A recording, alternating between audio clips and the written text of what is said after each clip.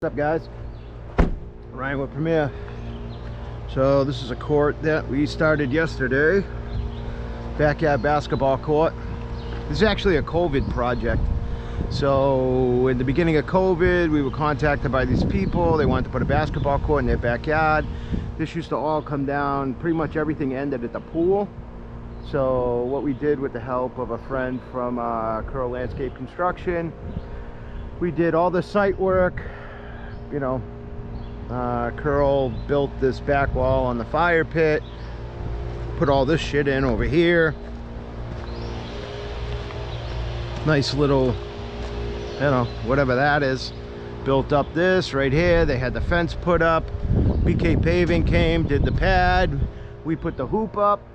Curl built the retaining wall because, again, this was just a slope that went down to the hill. There was that jungle gym that's over there was actually right here. There was a fireplace. So this whole place got redone. So now we're here. We're doing the surface coating. We did the blue yesterday. This court sucks because it doesn't get sun the second half of the day. So yesterday we did the blue. Today I'm going to do one coat of the gray and come back in a few hours after the sun has hit it and do the second coat. And that's pretty much it.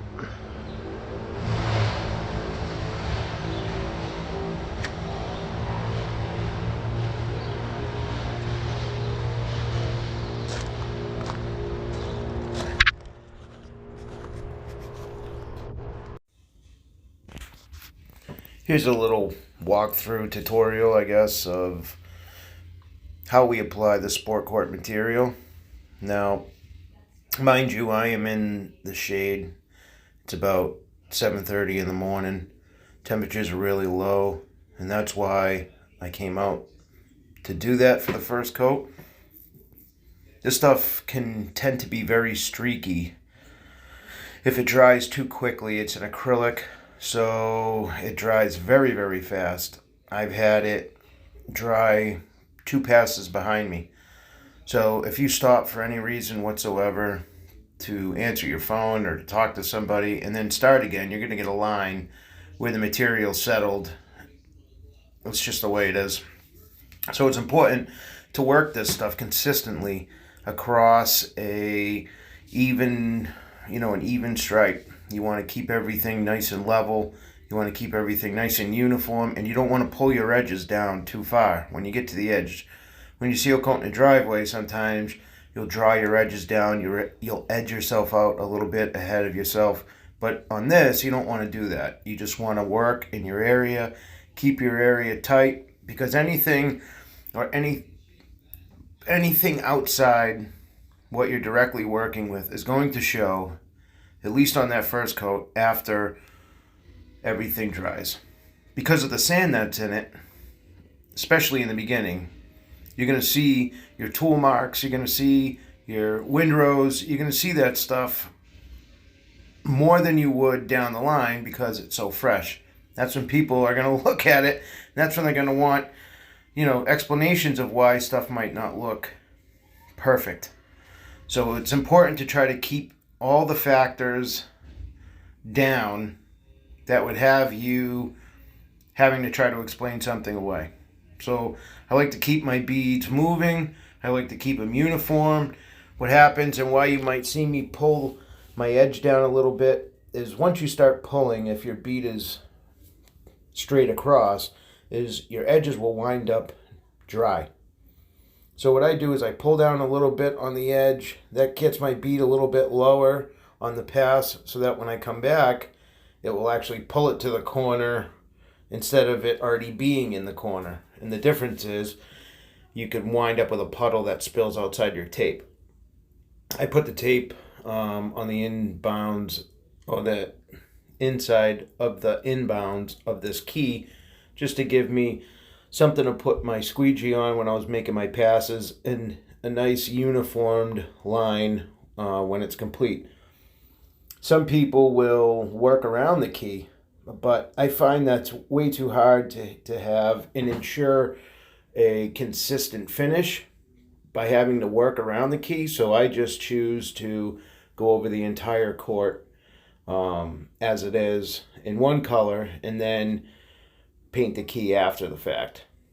I mean, you're looking at probably 2 gallons of material to paint that inbounds, or paint that in the key zone for the gray. You know, I think I filled a 5 gallon bucket here, and when I turn around to move the bucket out of the way, you'll see I probably have maybe a half a bucket left, you know.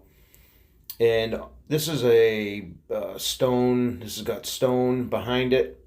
And after we put the basketball hoop up, the landscaper came in, Curl Landscape Construction. They put all that stone in the back. But why that's good is rather than try to run out the material perfectly so you have the same amount, or you know, just enough to finish, you can actually have a little bit more, and then you just allow it to run directly off onto the rocks, and then you can clean the rocks up after.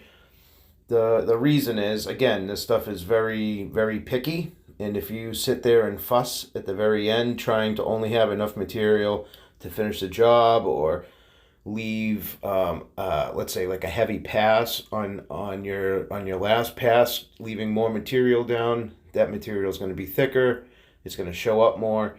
So when working with this type of material, regardless of the color, it's very, very important to be consistent and have all of your rows and the areas that you're working consistent, because one little extra bit of material, whether it's a squeegee mark from you dropping your squeegee, or you trying to leave a little extra behind so you don't have to pull it off the pad, that's going to show up like a sore thumb. A lot of these sport court jobs, they tend to show their imperfections more so right at the very end. So you'll notice streaking, or what some people might think is streaking. It's like a couch or a carpet. If you run your hand on the carpet one way, it's going to look one color. You go right underneath it in the other direction, it looks another color. This is the same premise. The sand in this material acts in the same way. Now, they try to combat that by using a special type of sand that's rolled in a machine to virtually have no edges, so that it doesn't reflect the light so bad, but it tends to still happen. So you wind up seeing tool marks, or you see your windrows or your squeegee marks more right after, because it's so fresh, it hasn't been played on. We tell people that you'll wind up seeing that less and less over time, the more the court gets played on, or the more the court is weathered. But it's pretty much the same technique. Actually, doing a small section like this is harder than doing a big section, because you're working in such a confined space. So I tell people, if you can get down a good technique in a tight area, then you'll fly in a big area. And as far as the squeegee I'm using, this is a special type of squeegee. It's made for doing sport courts. The blade is very, very soft and very flimsy. It leaves a lot more material behind than, let's say, a seal coating driveway squeegee would leave. These are a little bit more expensive than ones you would use on your driveway. I want to say this is about $120 maybe for the frame, and then $30 for the blade. And we wind up going through a couple of blades a season, as you can imagine, being dragged on the ground all day with material loaded with sand. They wear down fairly quickly.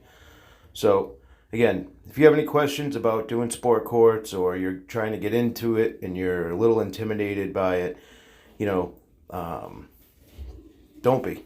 It's very similar to doing a driveway.